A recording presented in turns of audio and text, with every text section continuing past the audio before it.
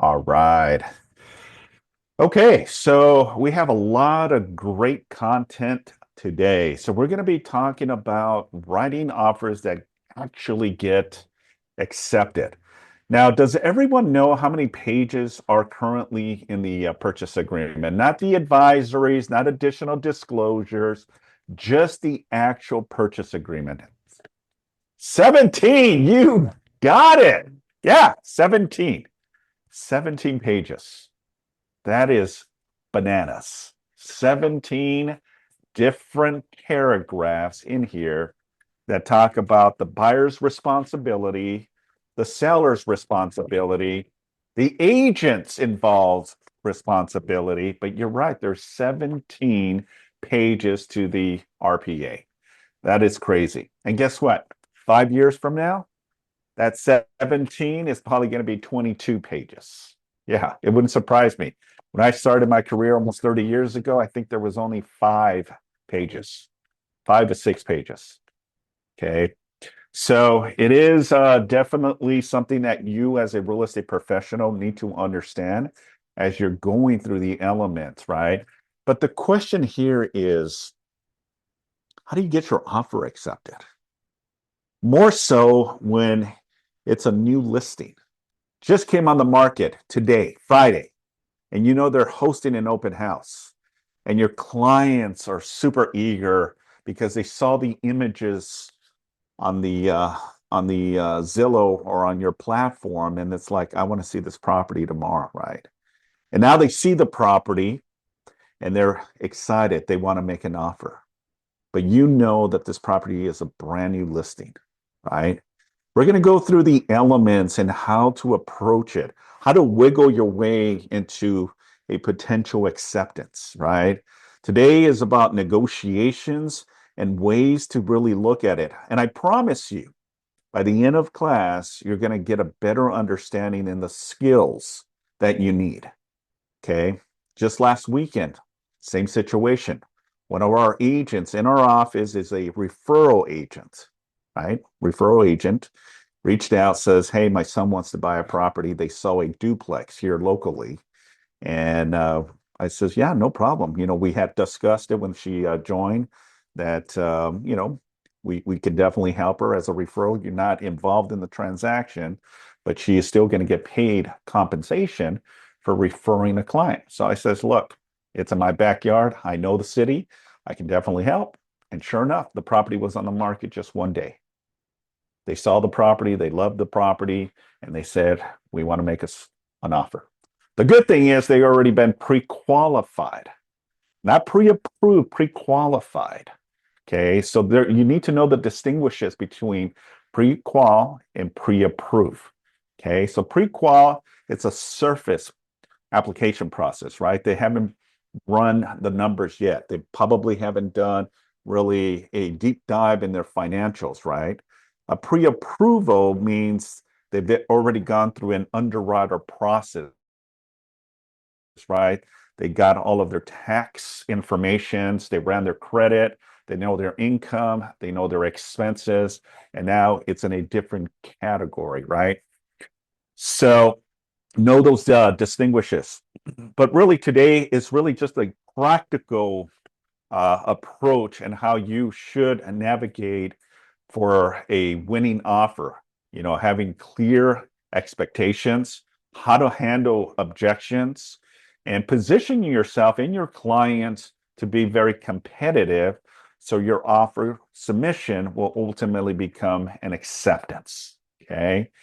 Now, remember, even the most experienced top individual agent that may have, tons of years or skills necessary doesn't necessarily mean they're going to win the offer. Okay. So don't think that.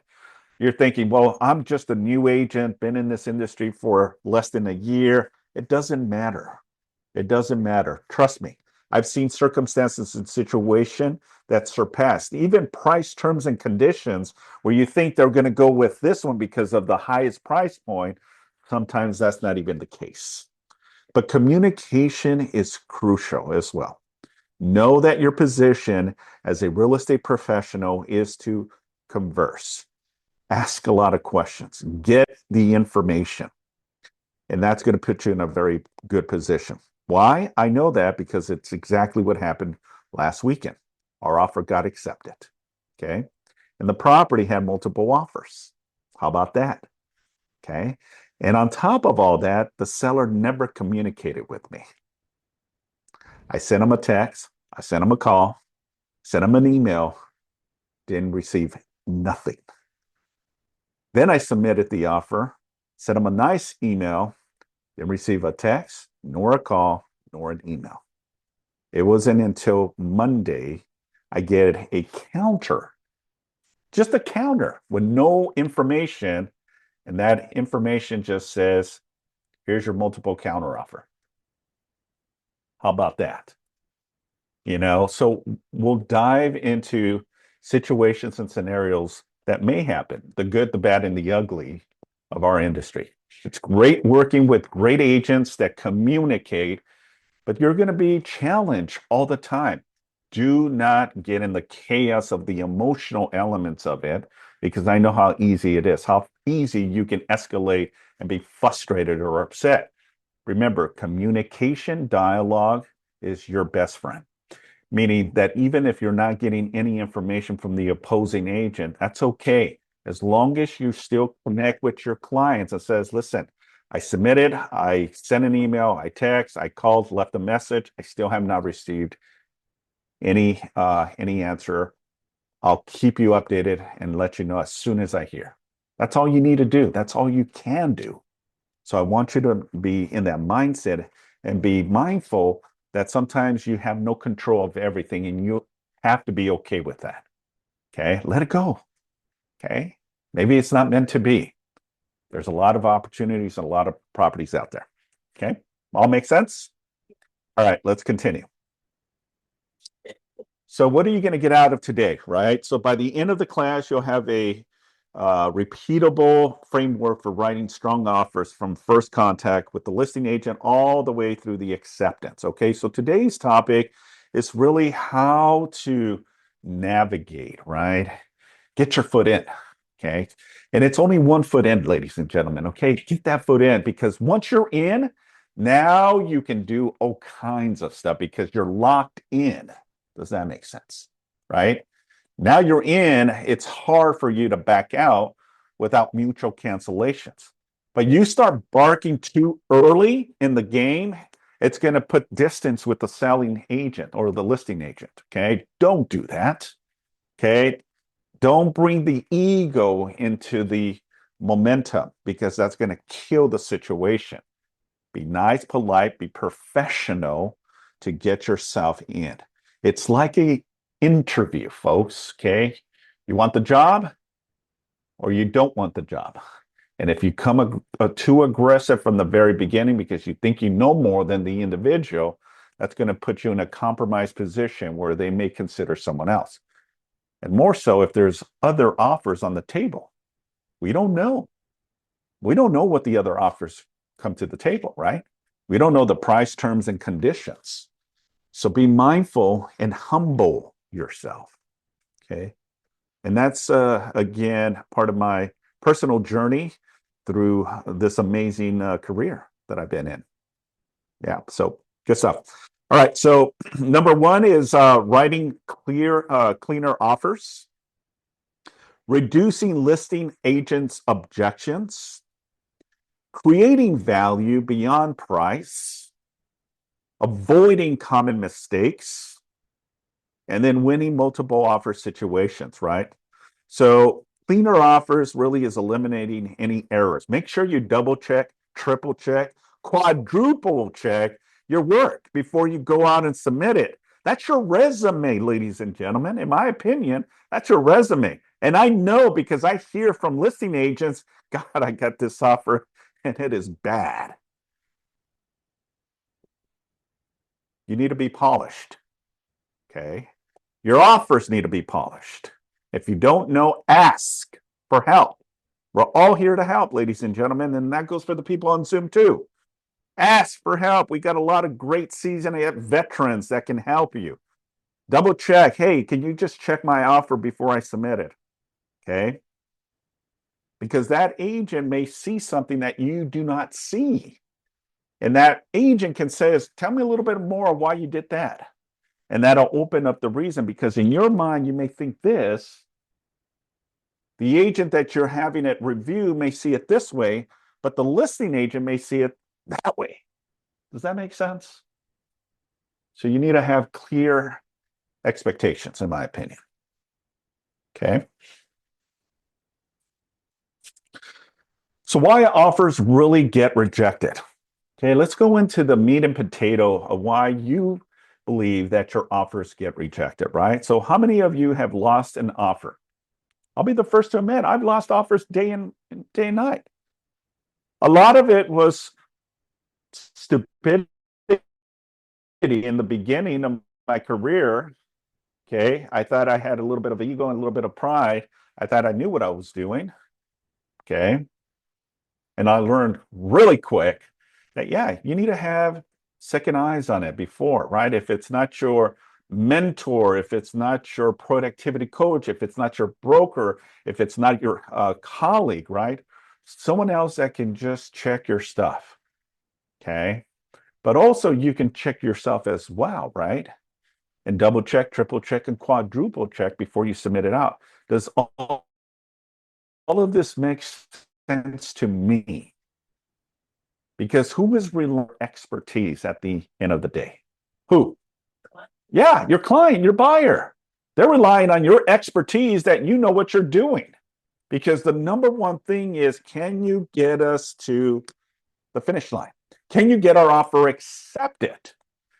Okay, because it's not just about what's on paper, it's also a little bit of your ability to how you approach the conversation, how you navigate the questions that are being asked upon you, right? That's going to set you apart, and it's going to get you success.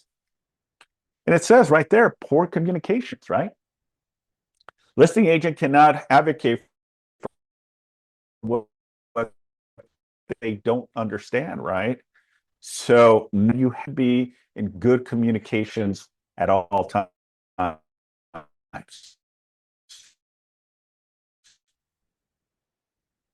Incomplete paperwork.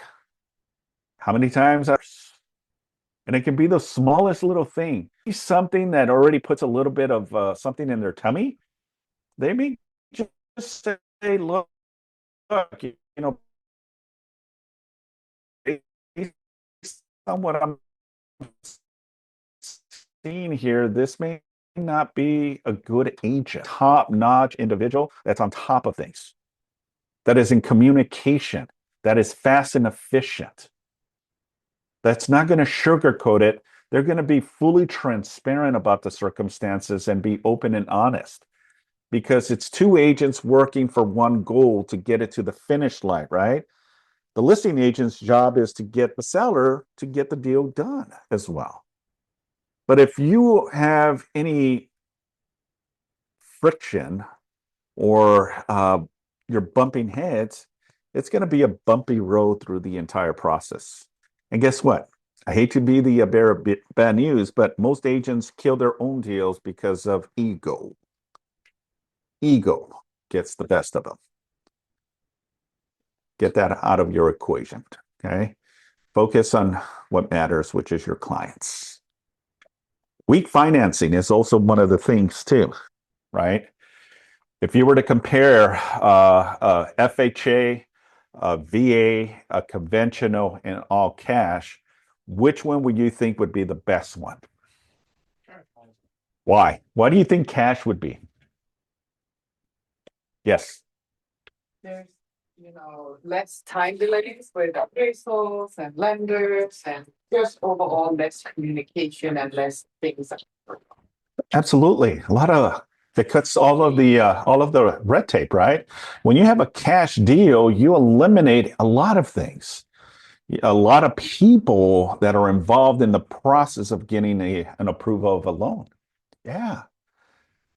Okay. Cash is always the best in my approach, right?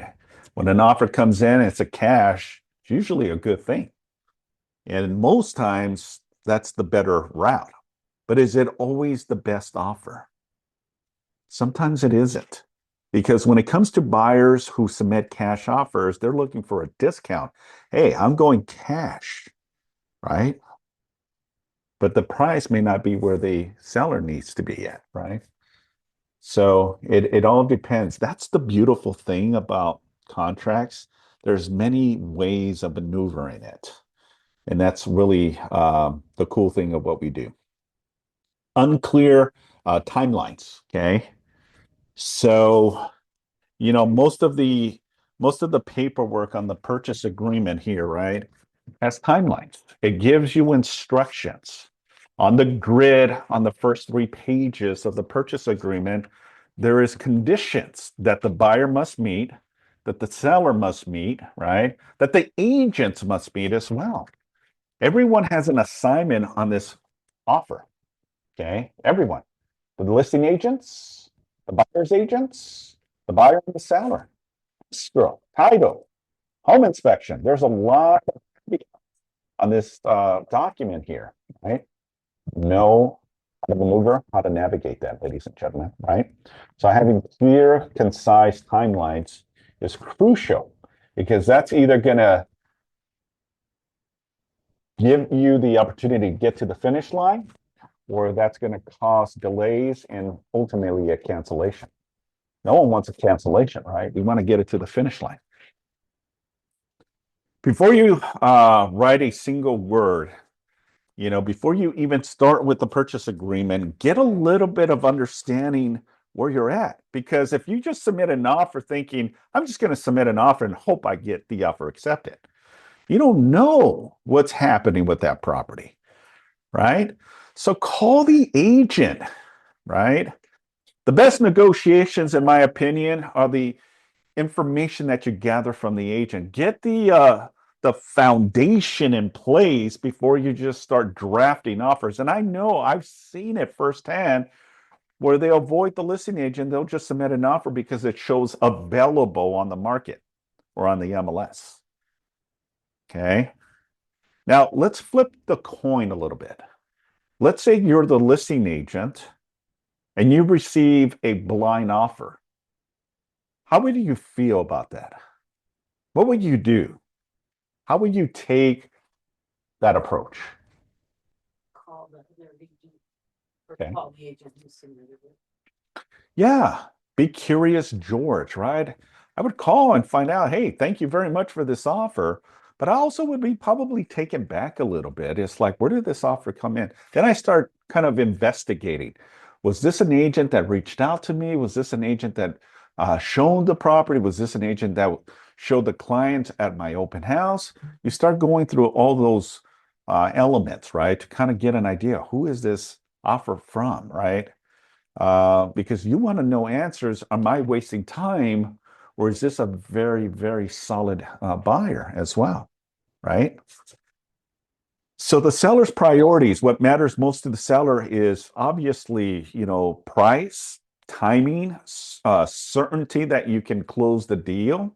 They obviously also want to control, the preference of services, including your escrow company, your title company, your home warranty company.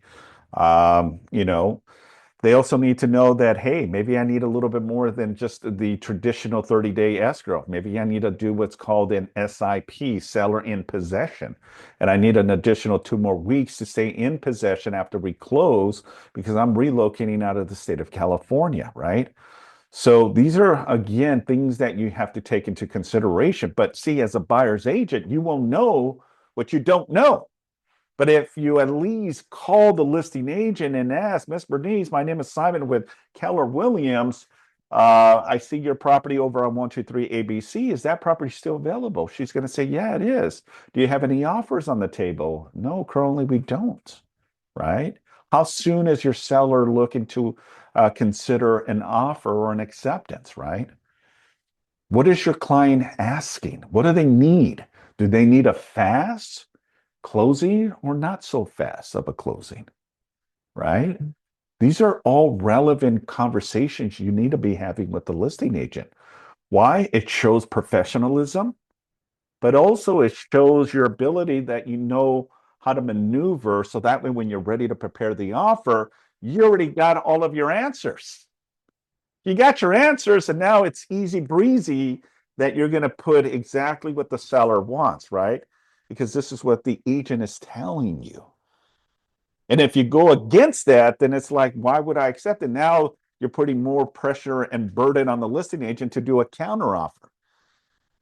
We want that offer accepted. We don't want to go back and forth with counter offers. That's why having conversations with the listing agent is vital. Vital. Timing and situation, as I mentioned here, right? Are there multiple offers already? Is the seller already in contract on their next home, right? We don't know that. Are they looking to purchase? Or are they in escrow on another property, right? And they need to sell their property ASAP. So that may be a heavy push to get your clients to close sooner, right? Are there any disclosures that we should be aware of, right? Anything relevant. As a listing agent, I would have those disclosures done sooner than later because that's the most caveat where transactions fall apart is during the due diligence period, right? When buyers are doing their physical inspections and all that fun stuff. Okay. So knowing your buyer's strengths before you write, right? And this is again going back to what I was saying. Every buyer has a profile, and there's categories, right? Based on this information. Is the buyer cash? Is the buyer moving up? Is the buyer a VA or FHA? Is the buyer first-time home buyer? Or is the buyer an investor doing a 1031 exchange, right? Why is this vital and why is this important? Why do you think it's important? Which one? Say again? Which one? In general, why is all this information important to know as a buyer's agent? Sets the stage for the contract. Thank you. Yes, it sets the stage of what that looks like, right? And now you're going to know how to maneuver and navigate this because now you understand your buyer. Now the compelling position is how I'm going to explain it and illustrate it like a book reading from the beginning to the end, a story, because it is a story. And the more information that you know about your clients, the easier it is to maneuver and navigate the position of getting your offer accepted because you're telling a story. Okay. Every offer should be written to highlight what makes this buyer unique. Paint the story, tell the story. Okay. Maybe it is a first time home buyer, young couple. They just had a newborn, maybe 2 months, 3 months. They're looking into this community because of schools, amenities. Paint that picture, illustrate it, showcase it.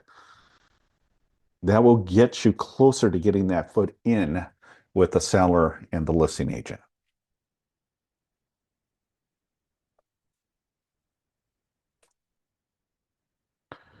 So writing the strongest contract, right? So part of the purchase agreement, what I like about the RPA is they created this grid, which was never part of it 5, 6 years ago. This is fairly new, the grid, and it's on page one, it's on page two, and it's on page three. Okay, and that's it, page one, two, and three. Why is this relevant here? Okay, and I'm showcasing this on Zoom as well. Because all of your answers are on the first 3 pages of the RPA. The rest is relevant, but it's not necessary. When I'm looking at it from a listing element of it, I'm looking at the first 3 pages, more so page one, because that tells you the price, that tells me the finance involved, that tells me how long they are asking to be in escrow, right? Then part two talks about, the conditions of what you need to do when it comes to your due diligence, meaning the buyer's due diligence period. Then three are the services. What services are we going to do? Escrow, title, home inspection company, termite inspections, if you want to put. All of that is part of the three. These are the most critical parts of the purchase agreement. Okay. So in essence, purchase price, initial deposit amount, timing, loan terms, and lender strength, appraisal contingency, inspection contingency, the closing date and possession, verification of final walkthrough. And then obviously the number one for me is my compensation. And the beautiful thing is it's in there for you. Okay. What are you asking for compensation? Because you're not doing this for free, right? Yeah, we got bills to pay.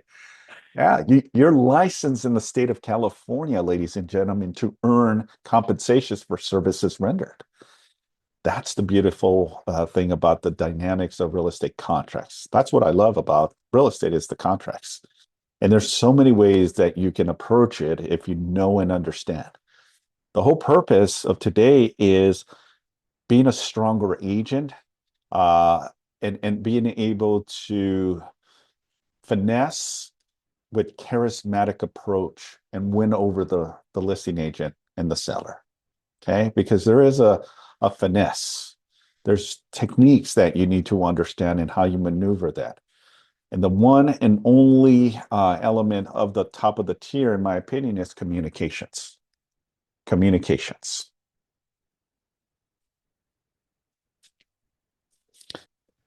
So here are some of the biggest mistakes agents make. Uh, and this is again things that I see and things that you should be mindful as well. All right. Leaving blanks. Every blank line in a contract creates legal ambiguity and signals to the listing agent that the offer wasn't reviewed carefully, right? So, yes, there's sections here that you do leave blank. I get it. But the most relevant stuff, you want to make sure you're not missing, right? And I've seen it happen. You're in a multiple offer, you're submitting offers, you're dealing with a lot of moving parts, and you might by accident leave something crucial, right? You might have accidentally released the appraisal contingency where you were not supposed to release the appraisal contingency, and your offer gets accepted, right? And now the appraisal comes in less than what the offer is. That's a problem. And you could have avoided that if you checked your work, right?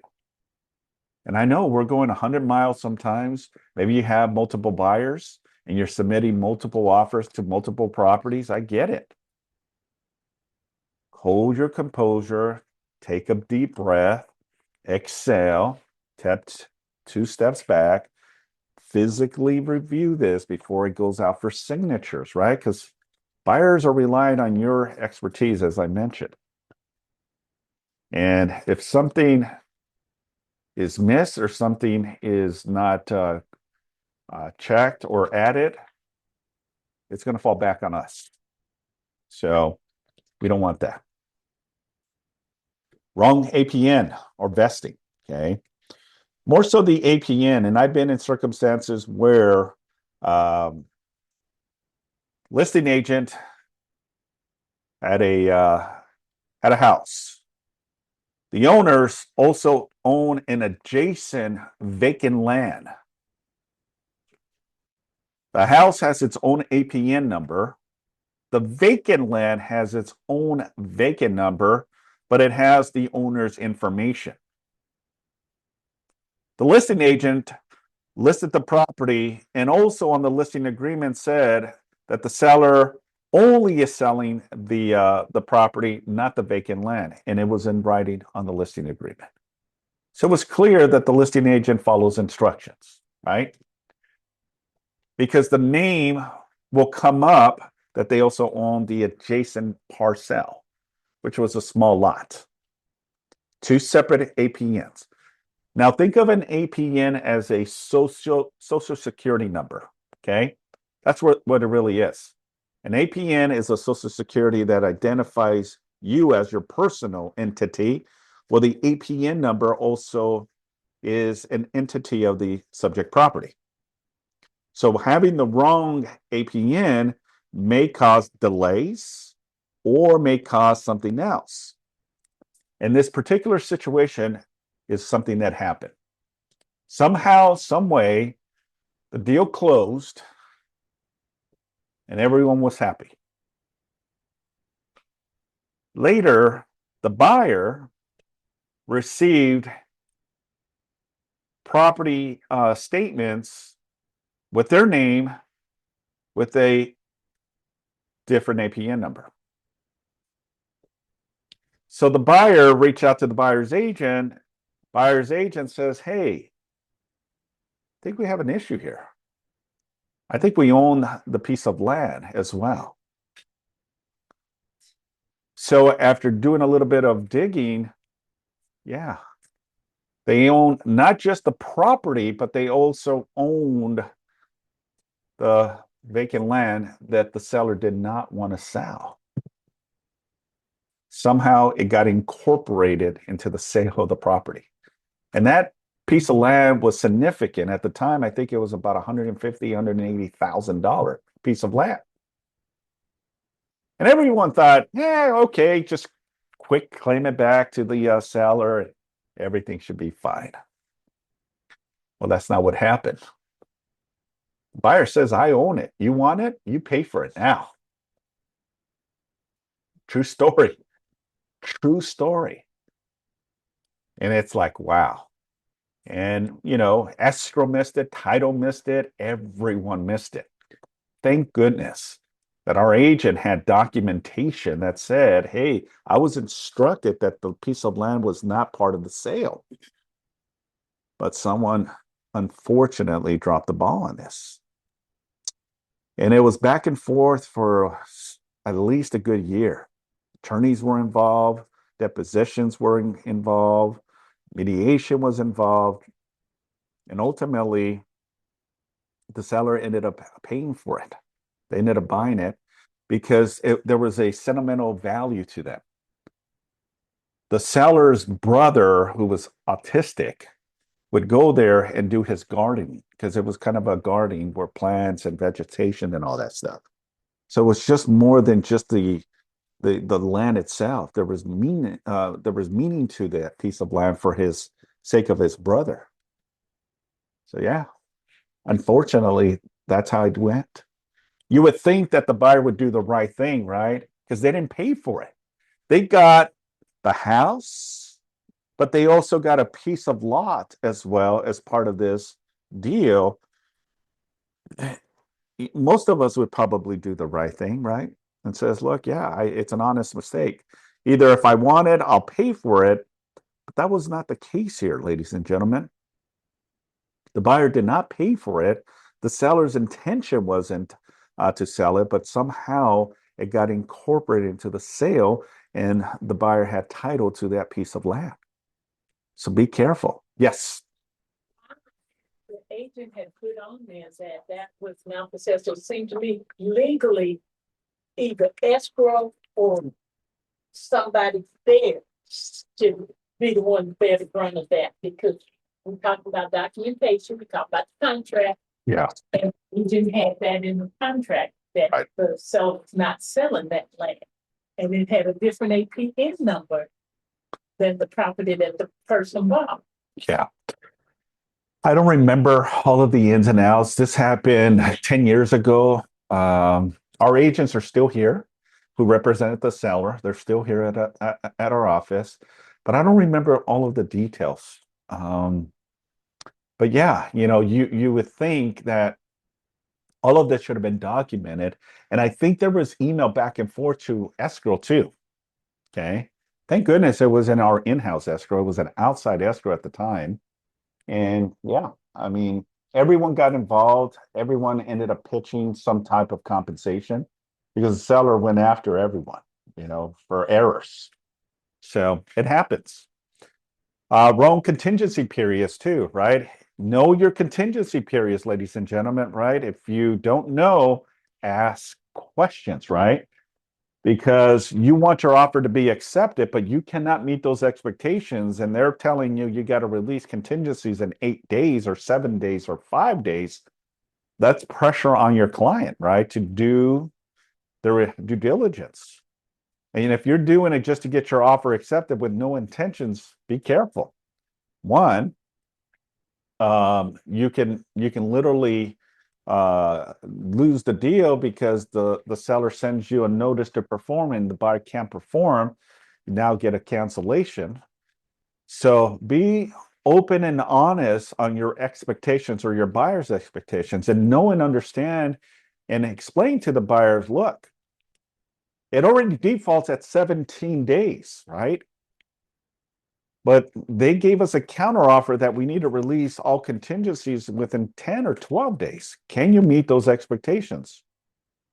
If not, then we either have to send a counteroffer or we ask for an extension of time, and be proactive before that deadline to give you the time necessary. But again, the seller may not give us and grant us that extension. They, under no circumstances, they don't have to give us that extension. So having those purposeful conversations with the buyer is vital and important to set the tone and what to expect as we're in the process. Deposit timing, right? All of that is important. You submit an offer at $1 million, but you only put $1,000 deposit. Okay, that's a problem. Okay, why is that a problem? Anyone? Yes. Buyer is not putting any skin in the game, so that puts the seller in a situation that they risk wasting time. Yeah. But does it happen where the seller does accept a $1,000 deposit? Yeah, it happens. Shame on the listing agent. Maybe they missed it. Oh, well, if they accept it, that's great for the buyer, right? Because if the buyer cannot perform and loses the ability to get their deposit back, well, even though 1,000 is significant, it's not as bad as putting 3% of the purchase, which would have been $30,000, right? So be careful from both sides of the court. So let's talk about winning without being the highest price. Here are two scenarios. Offer A, offer B.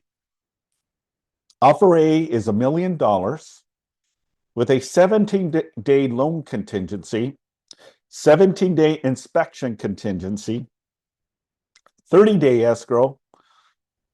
They're unknown out-of-area lender. They're not local. And a standard deposit of 3%.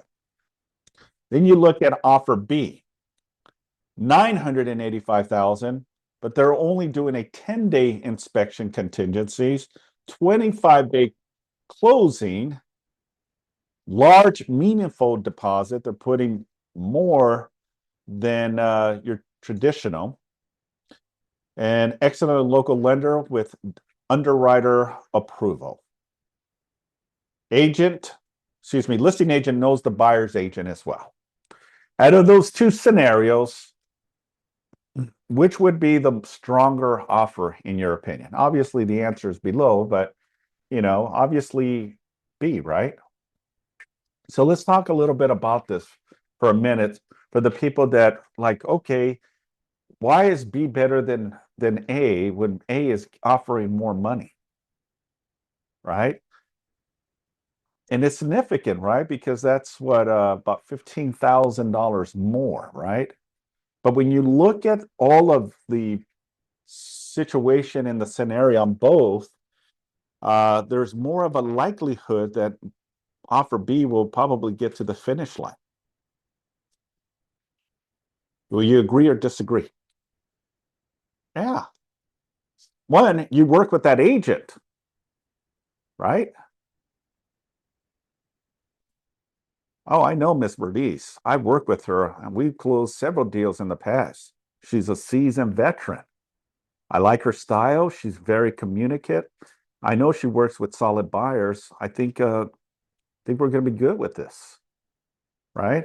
Your influence to the seller is important because you want to deal with someone that knows and can close the deal. You don't want to work with a agent that doesn't see eye to eye. Remember, it's a profession at the end of the day, right? And I want to work with professionals, not mediocre, not individuals that have attitude or think they know everything. And there's a lot out there. And sometimes you got to take the good from the bad and deal with it and deal with the punches that come with it, right?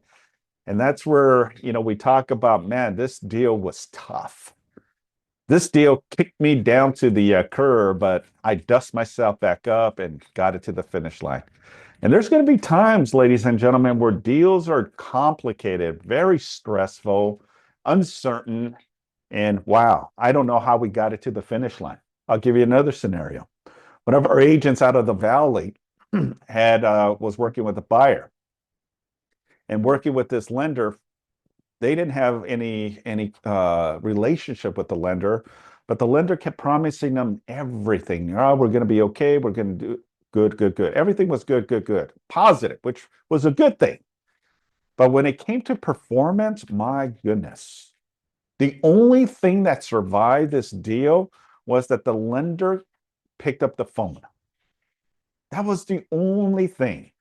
He was a lender that I at least honestly can say, he took a lot of beating from everyone, the listing agent, the buyer's agents, everyone, but he picked up the phone and took it professionally.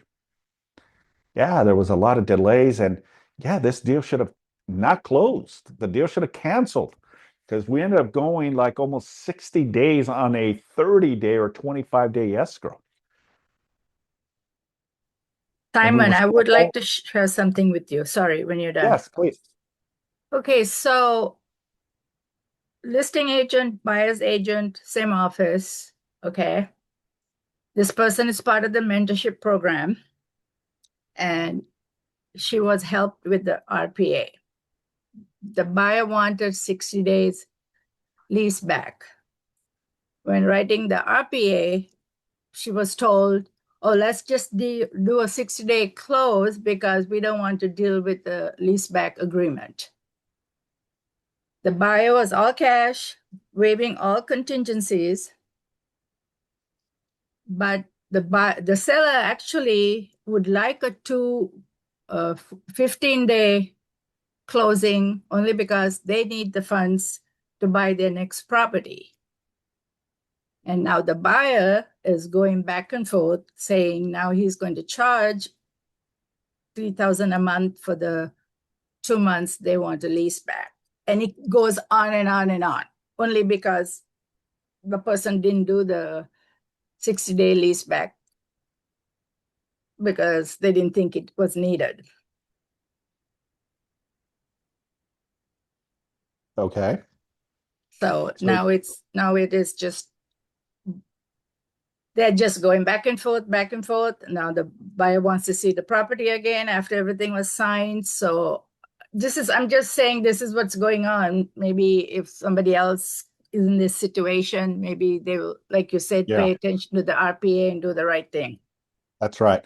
So we'll pause on that. I'll circle back at the end of the presentation and we'll tack on it together. Okay. If we have the time, I'll address it. For Okay. now, let me just finish with the content so that way we respect the people that are here to listen to this. But that's a good question. I have the answer for you, but we'll talk about it at the end of the presentation. Okay. All right. So let's continue. All right. So ways to strengthen any offer, right? Again, this is looking at it when you're having a conversation with the buyer and the buyer says, I want this property. What do we need to do to make this work, right?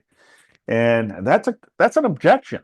That's a question to you is now you got to spin that brain and think, okay, what do we need to do to make this work, right? So there's a couple things that you can explain to the buyer on what we can do to really entice our position showcase our position over any other offers. Because again, we may be in competition with other offers, right? So our offer needs to stand out amongst all of the other offers, right? How do we do that?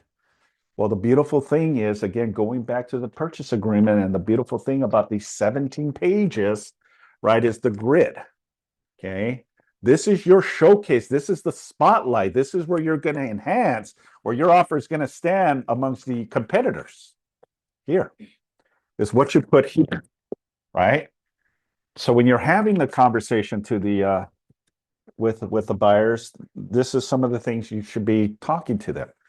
Mr. and Mrs. Buyer, one of the things we can do an increase of the deposit. Okay. That shows skin in the game, right? It shows willingness that we want this property and we're willing to do whatever it takes to make that work, right? And the beautiful thing is that the deposit is refundable back to the buyer if the deal doesn't go through. Mr. and Mrs. Buyer, it's okay. Yeah, it's $50,000 deposit you're putting, but if the deal doesn't go through and you still have your contingencies in place, we can back out and get your deposit back. And we'll fight for that. Okay. The other is what we call an increase of the deposit, right? You start with an initial deposit. Down the line, you can actually add an additional deposit to the table. So meaning you submit an offer with $10,000, but then, in a week or 2 weeks, you're getting, or your client is getting additional funds. We can now add another amount to make it more enticing, right? Maybe your buyers are closing on their property, right, and need the proceeds, and now they have the capital to go now and put a larger deposit. Okay. Yes, sir. What's also nice about that strategy, I've used it many a time. Especially if the buyer is owner occupying the property. If you got $1 million buyer is buying $1 million home and they're putting, let's say, 20% down payment. Okay, so 20% down payment is $200,000 down. I encourage them to put $100,000 as a deposit. Why? Again, it stands out against their competition. And if they were to default, the maximum they would lose, okay, per the contract under the liquidated damages clause is no more than 3%. No different if they had written a $30,000 check instead of $100,000. But next to the competition, they stand out. Right. It states right in the contract, and you could show them any amount over the 3% or actual pay will be refunded back to the buyer. And that's the important thing that you want to show to them. Right. Okay, because they always get nervous. Well, what happens if? Yeah. Okay. Yeah. No, good point, Steve. Thank you for sharing. The other would be shorten the contingencies, right? It already defaults to 17 days, but maybe a strategy is, look, I don't think we need that much time to do our due diligence. We can knock it out in 5 days. Get all of your inspections, right? Roof, sewer, home inspection, electrical, right?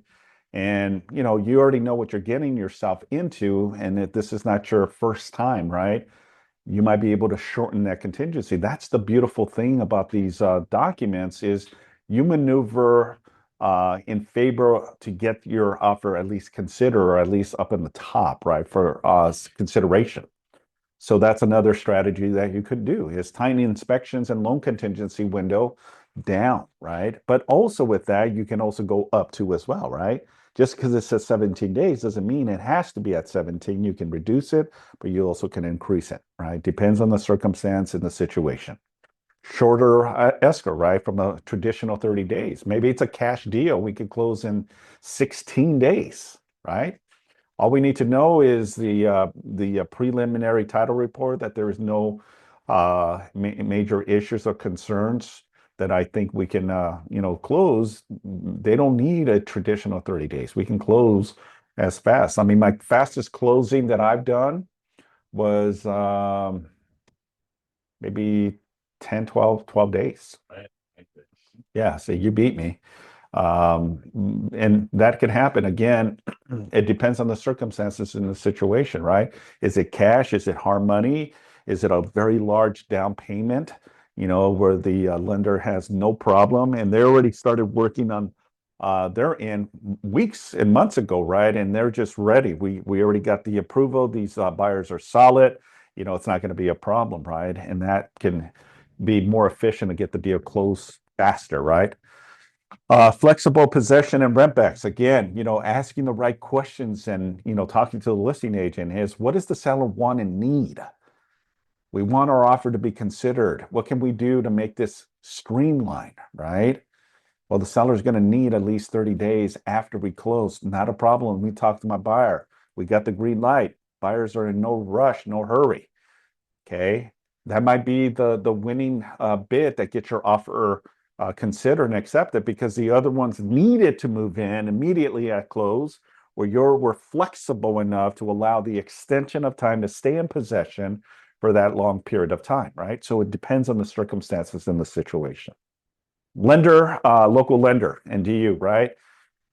How many times I've been in disputes and conversations with agents and their lenders that are out of state, especially if they're 2-3 hour difference.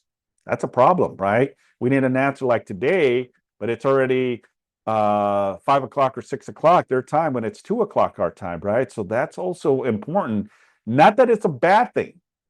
Okay, it's not a bad thing, but you got to know how to time it right too. That that your time frame is no later than 2 o'clock for a lot of the lenders that are back east, right? When it's 3 hour difference. So your hard stop is 3 o'clock. If you don't get an answer by 2 o'clock, it's already 5 o'clock their time. They may be gone for the day, right? And now we have to wait till the following day, right? Whereas it may be a good thing is that it's 8 o'clock our time, right? But it's 5 o'clock, excuse me, it's 8 o'clock their time, 5 o'clock our time. You might be an early bird and start making calls. They're up.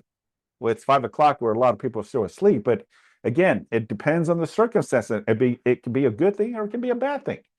But look at it from all faucets when you're navigating, and especially out of area lenders. Okay. Or even out of area listing agents or buyer's agents too, that don't know the local market as well. Proof of funds and lender letters as well, right? How much are they putting down, right? Do they have the proof to show, right? And that goes to you as a listing agent, right? You get an offer with a 20 or 50% down. You want to know proof of funds. Just because they put it in the RPA doesn't necessarily mean they have the means to do so. Prove it to us. That's why it's called proof of funds.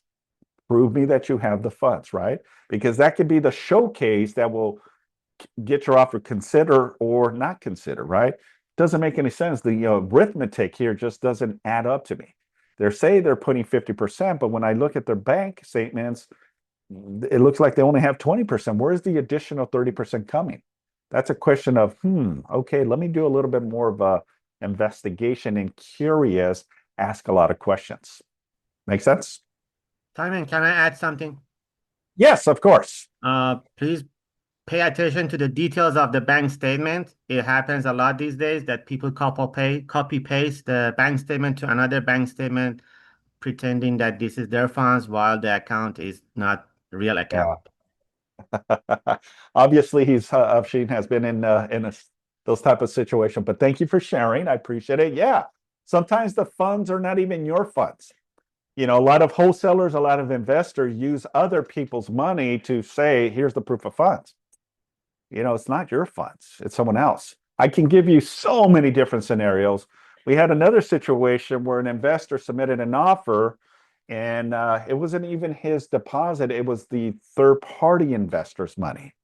And the buyer foolishly released all contingencies that it was slam dunk that the seller was going to allow the assignment, meaning that the buyer thought he was going to assign it to the investor that was actually going to close the deal. And he promised the listing agent everything, right? Oh, we can make this done. But one thing that he failed to miss is that the seller has to give authorization when you're trying to sell it to some other entity. Not your personal trust, not your personal corporation, your LLC, S Corp, C Corp, but someone else, someone new. The seller has to give you written permission to do so. And if the seller says, no, I sold it to you and only you told me this was your corporation, but now we find out it's not even your corporation. Then we find out that the deposit wasn't even his. And the bad thing and the good thing is it was only a $10,000 deposit, which is significant, but not that significant for the price point that they were in. How he was able to convince the listing agent for $10,000 is beyond me, but it was done. But we ended up canceling with this buyer, and the buyer freaked out. But the problem here is he started off in the wrong foot. And as soon as I stepped in, he knew he couldn't bulldoze me. He might have been able to do so with the agent that was involved. And she was just very nice and pleasant. But don't take advantage of my agents either. I'm going to fight for my agents as well. So when he knew that I was now involved, he tried to maneuver and thought he knew more than me. And there's people that do, and I could care less.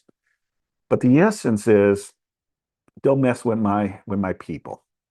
And ultimately, we canceled, and he was taken back. And he ultimately lost the opportunity to ever work with this big hedge fund company, which I know the hedge fund company that he was working with. But he lied, he manipulated, he wasn't honest and truthful, and no transparency. And that for me is a problem. And I'm not going to tolerate it. Neither should you. Neither should you. Does that make sense? Communication wins deals. Okay. I think it's and I know Steve can agree with me on this, right? You communicate with me, I will respect that. You don't communicate with me, I'm not going to have no respect.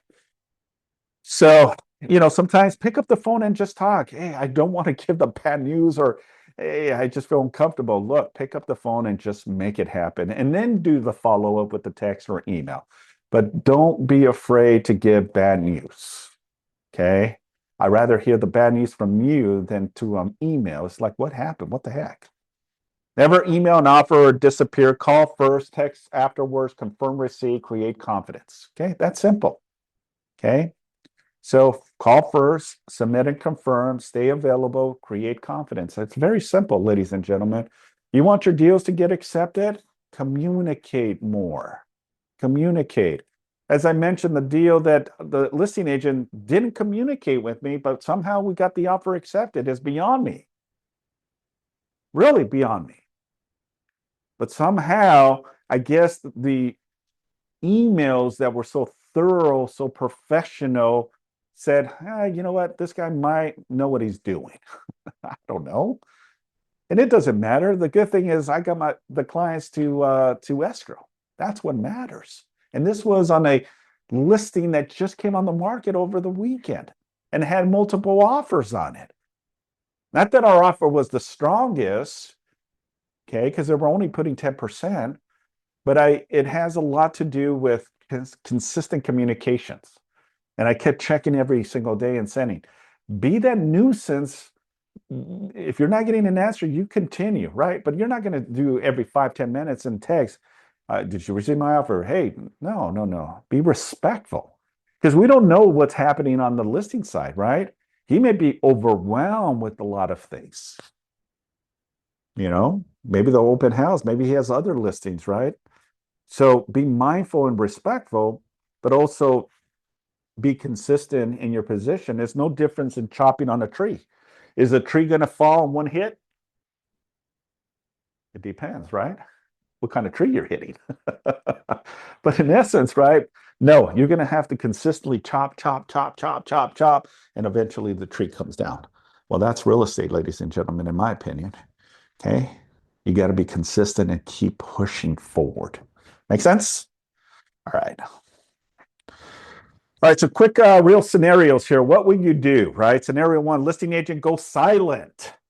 You submitted and heard nothing. Escalated systematically, phone, text, email, their broker, showing time, MLS, document every attempt, never just wait, right? So this is one thing that I say this often because I get this quite often. I submitted my offer and I have not heard from the agent. What can I do next, right? All right, so there's a couple things you can do, right? If the agent is not commuting, give him or her the time, right? But also be mindful, keep track of what's happening with the property too, because it may be that your offer sucked. I hate to say it, but maybe your offer just sucked. Now, does the seller have to entertain an offer that comes in? No, they don't have to entertain. They can acknowledge this says we received it, but they don't even have to do that. It's unfortunate, and there's a lot of agents that practice that way. It's like your offer was too low below the threshold. We're not even going to consider your offer. I'm not even going to call you. You just respected my clients. They don't know that, right? Maybe that's the reason they didn't follow up with you. A reply is a reply. Yeah, that might be your answer, right? But that can happen, right? So a couple of things you can do, just continue checking in. Hey, just wanted to check in. We're eager, we're excited. Be positive about what you're sending, because sometimes what you write, what you text, what you email may come across negative. So before you do so, is this something, how do you read that before I go and send? Because they may come across in a bad way. They may be offensive about it, right? And it's the tone. Sometimes what we think up here and what we say here may be different too, as well, right? So be mindful about that. Do you want a pleasant text or a straightforward text, right? Really depends on the situation. Number two, and then if not, reach out to us. We can definitely escalate it to the broker. Maybe we need to do a welfare check. Maybe something happened to the agent. Maybe the agent went on vacation, right? Then we can escalate it and say, hey, my name is Simon with Keller Williams. I noticed that John Smith is in your office. Oh yeah, John Smith. Yeah, by the way, he's in the hospital. Oh, okay. That might answer all of your questions of why your offer never got considered or looked at, right? We don't know what's happening. Don't take it personal. Don't take it personal, but be diligent also as well. Know your position. Okay. Number two, buyers want every repair. Timing and strategy matters here. Repair versus credit. What reasonable given the market condition, right? And this is where most deals fall apart, ladies and gentlemen. I get it. Okay, most deals fall apart during this process, right? The buyer gets the home inspection report, and they freak out. They get cold feet. Oh my God, this house is falling apart. I don't want it. All properties are sold in as-is condition. Okay, remember that. Even new construction, you have a limited warranty, but there's no perfect home out there. Just this weekend, I saw new construction in Lawndale, and I saw a lot of stuff that is like, man, this is new construction. Yeah. Okay. It's not all perfect. Okay. But understand where your buyers stand. Okay. Because this can ultimately kill the deal. I want everything done on this house. Remember, it's an old house. It was built in 1950s. It's 70 plus years old. Yeah, they did some renovations and remodel, but you know, it's not a new home. So be mindful, but also be considerate with your client's position as well, right? Because they may be in a position where they're willing to give some concessions and some credit because they know they want the sale as much as you do. They're not going to give you the house. They're not living. Why am I going to fix all of this when I didn't even do it for myself? And now I'm going to do it for someone else that I'm selling the property? Doesn't make any sense. Be reasonable, right? Be reasonable. I'm just saying, okay? Because when you're guiding your clients in bad positions, you're also putting them in a position that the deal may come back and reject and says, nope, we're just going to put the property back on the market. So you got to ask your client, what is the most significant thing that you want me to address? Give me at least 3 things that you absolutely need to get done. Absolutely. The rest is mediocre stuff. Do it during time, right? Or instead of having the seller fix it in lieu of it, give me the credit. I'll take care of it. Maybe the husband is a very good handyman, right? And they can handle it themselves. I can do it. That's not a big deal. What may be big to someone may be small to someone else. Okay. And when you've been in this industry long enough, like Steve back there, nothing bothers him anymore. He's seen it all. So, it doesn't freak him out. It may freak us out, right? But not Steve.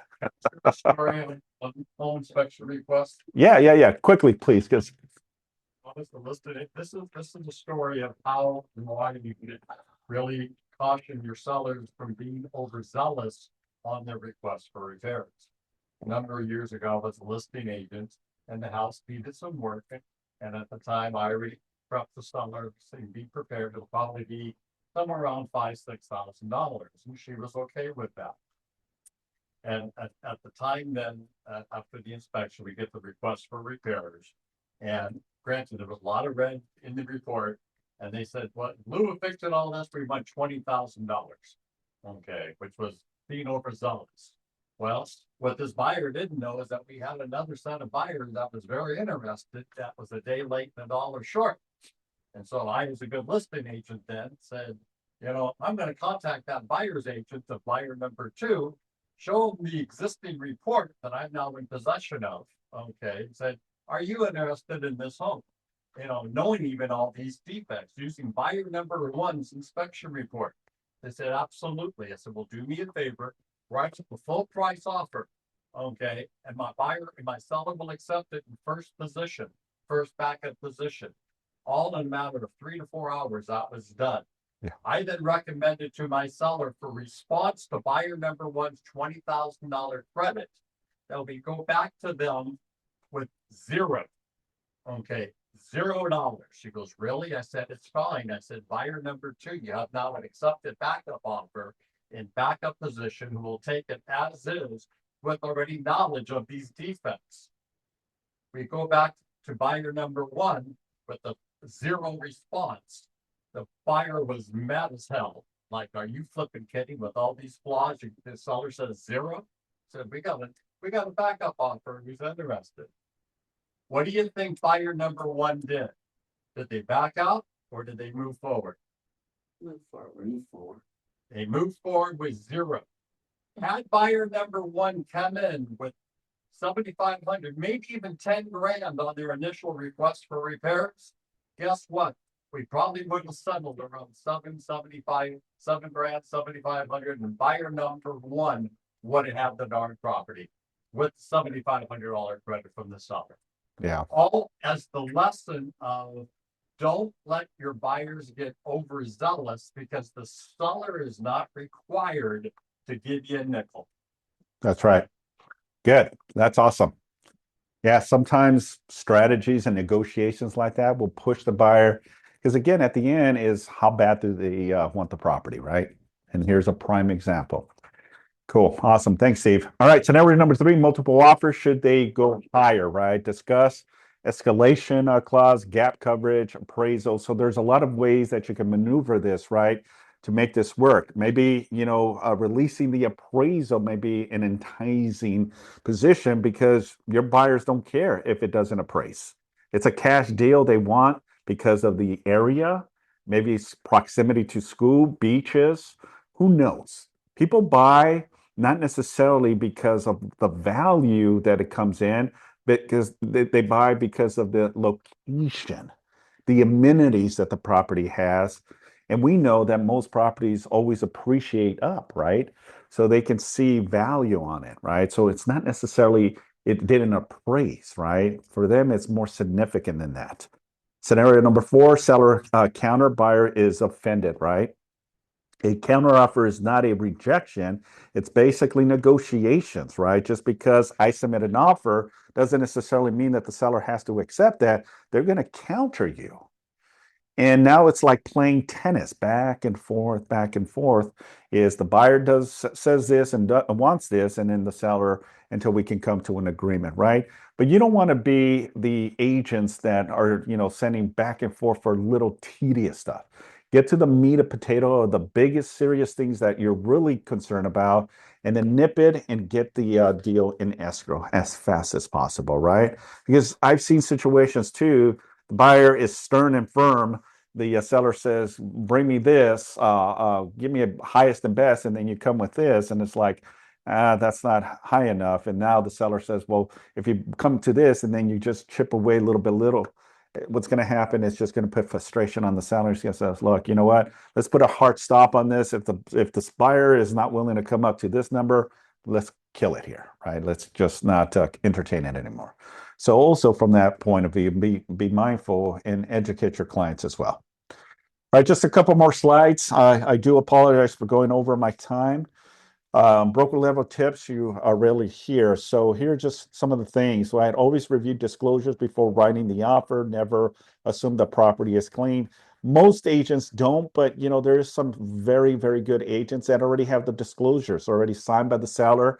Hey, do you have the disclosure so we can really at least know what we're getting ourselves into? Call the lender yourself, verify that the buyer is truly ready to perform. As a listing agent, you have the ability, if they send you a pre-approval, most likely the contact name, email information of the lender, call them. Set the expectation. Hi, my name is Simon. I'm the listing agent on 123. Your clients, the buyers, are submitting an offer. I have a couple questions that I like to ask you, right? Be thorough, right? Verify occupancy in the property owner, right? Ask about solar panels. Are they owned or leased, right? Again, most properties don't, but there's some properties now that do have solar panels. And that may be a deal breaker where if you would have known that in the beginning, you could have either avoided it or negotiated different terms. Check permits, unpermitted additions creates liability. Remember, the buyer's responsible to do their due diligence throughout the initial process. That means that the agent is not responsible to go to the city and go check for permits or any of that stuff. That's the buyer's responsibility. Okay, it's not even the seller's responsibility, it's the buyer's responsibility. Read the private remarks. You know how many agents forget to read the bottom? Read it, because there's some agents that are very sticklers. They have certain ways you need to do things.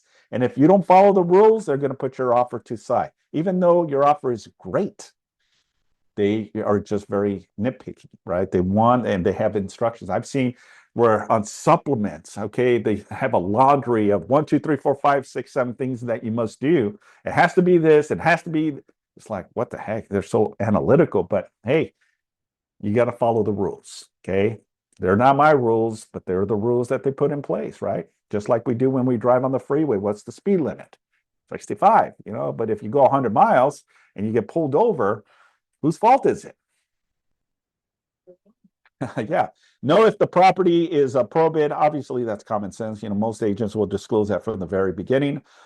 Understand the seller's true motivation. Price isn't always their primary drive, right? So know and understand from talking to the agent, right? No existing title issues, right? What do you know ahead of time, right? And what can you proactively start? And that goes again from both sides, the buyer agent and the listing agent, right? Ask those questions, right? Because we don't know. Maybe they had a child support lien against that, the husband on a previous marriage, and they tied it up and he forgot 15 years ago that happened. And now that may delay the process, or the seller may decide, you know what, that $80,000, I'm not going to pay. That's going to eat up on my net proceeds, and that may kill the deal, right? So be proactive. And when you're talking to your escrow officers, hey, let's order the prelims ASAP. So I need to know what liens and encumbrances is on the property, right? Because that's going to give you all of your answers. HOA is another one too. Insurance is another one too. Be proactive in it. And then the next one is double check every page of the contract. Okay, I cannot stress the importance of it. Make sure you're checking, triple checking all of your documentation. And then, just to wrap it up, here are just some of my tips for the presentation. Build rapport before negotiating. Never let the listing agent wonder what you're doing, right? Every blank line creates risk. Speed matters, right? Be efficient, be quick. You get a response. Don't wait 3 days to respond. You got to be quick. We have the technology. Now we have phones and laptops and all this fun stuff.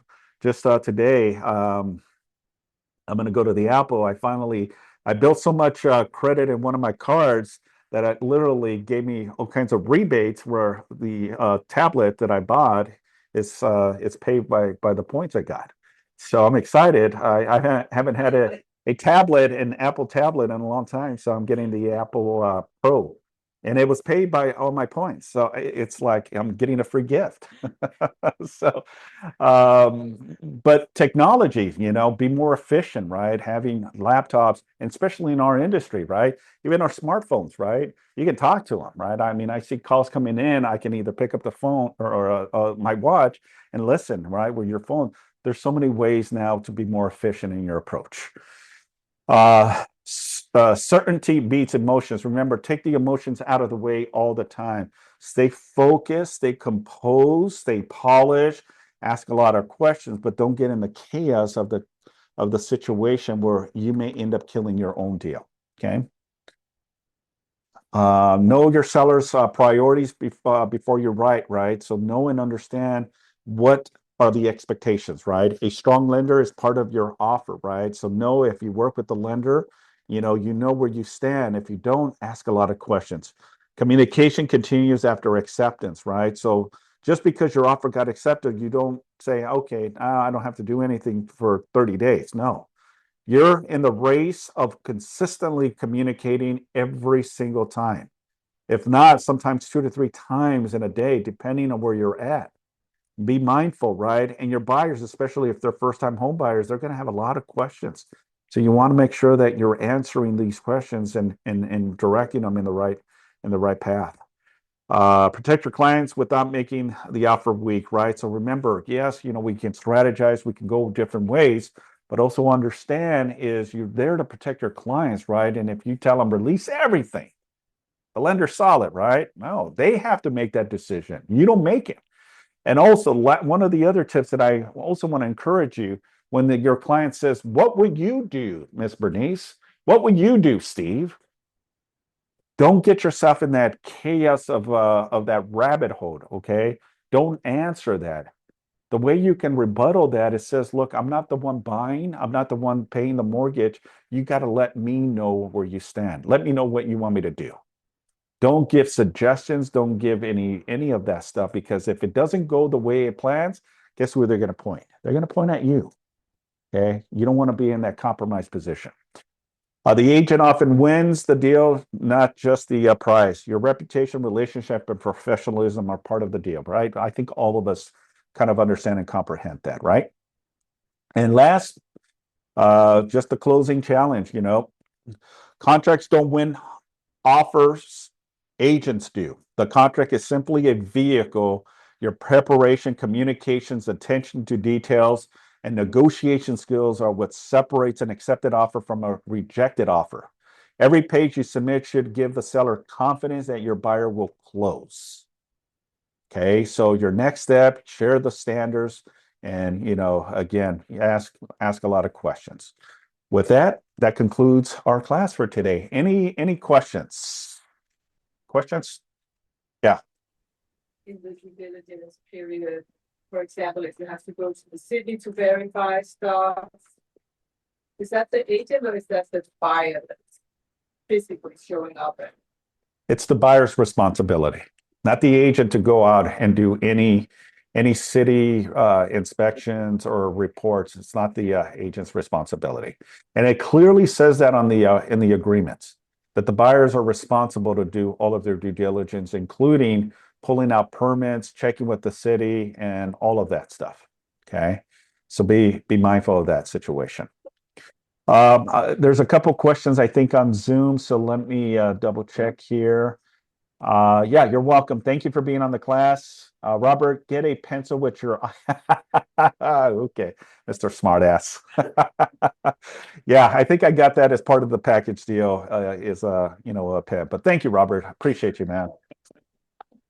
Elizabeth, copy. Thank you. All right, you're very welcome, Elizabeth. Thank you very much. Miguel, cool as ice. Yep. Christine, thank you 100% on all. Thank you, Simon. Simon says, yeah, Simon says, do this. Simon says, touch your nails. Most of all, so risk of the lender deny. Okay, cool. Yeah, good questions. And again, if you want a copy of this presentation, send me an email and I'll be more than happy to send this to you. Also, it is uploaded to our YouTube channel. You can also see the recording. With that being said, happy Friday. Have an amazing weekend.